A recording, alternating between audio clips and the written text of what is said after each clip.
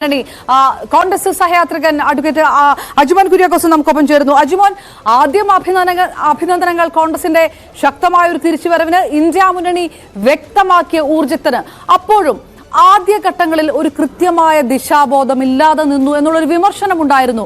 അതിന്റെ വില കുറച്ചൊക്കെ കൊടുക്കേണ്ടി വരുന്ന ഒരു സാഹചര്യം ഇപ്പോഴുണ്ട്. അങ്ങനെ ഒരു വിലയിരുത്തൽ കൂടി ഇതേ സമയത്ത് ഇന്ത്യ മുന്നണി നടത്തുന്നുണ്ടായിരിക്കില്ലേ? എങ്ങനെ നോക്കുന്നു?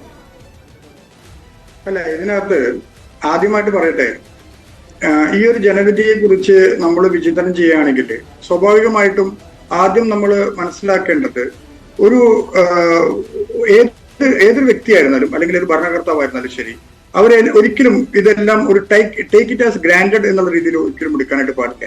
നമ്മൾ എന്താണ് കണ്ടുകൊണ്ടിരുന്നത്? നമ്മൾ ഈ തെരഞ്ഞെടുപ്പ് സമയത്ത് എന്തൊക്കെയാണ് കണ്ടത്?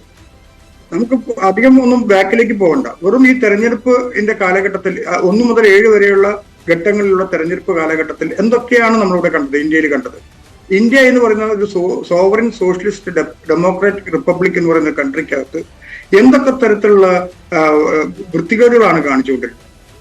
ഡിവൈഡ് ആൻഡ് റൂൾ എന്ന് പറയുന്ന ബ്രിട്ടീഷുകാർ കൊണ്ടുവന്ന അതേ സിദ്ധാന്തം വീണ്ടും ശ്രീമാൻ മോഡി പ്രാബല്യത്തിൽ കൊണ്ടുവരിക. പല സംസ്ഥാനങ്ങളിലും പല തരത്തിൽ സംസാരിക്കുക.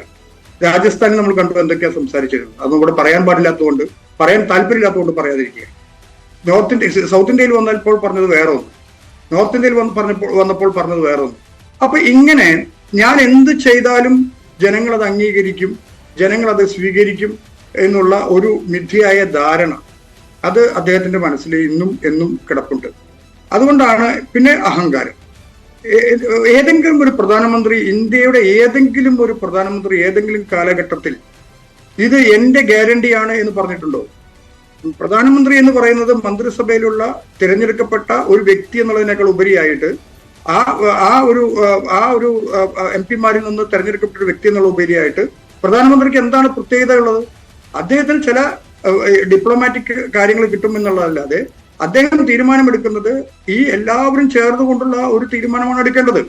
അത് എന്റെ ഗ്യാരണ്ടി എന്ന് പറയുമ്പോൾ അവിടെ ജനങ്ങളെ വിഡ്ഢികളാക്കിയല്ലേ ചെയ്തിരുന്നത് ഇത്രയും കാലം.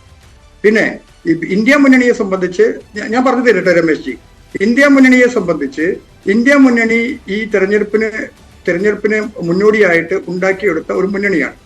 അത് ഈ നരേന്ദ്രമോദിയുടെ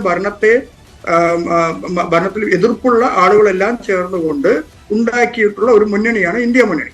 ആ മുന്നണിയിൽ തന്നെ പല വിഘടിപ്പുകളും ഉണ്ടാക്കാനായിട്ട് ശ്രീ നരേന്ദ്രമോദിക്ക് സാധിച്ചു, അല്ലെങ്കിൽ BJPക്ക് സാധിച്ചു എന്നുള്ളത് സത്യമാണ്. അപ്പൊ അങ്ങനെ ഒരു വലിയൊരു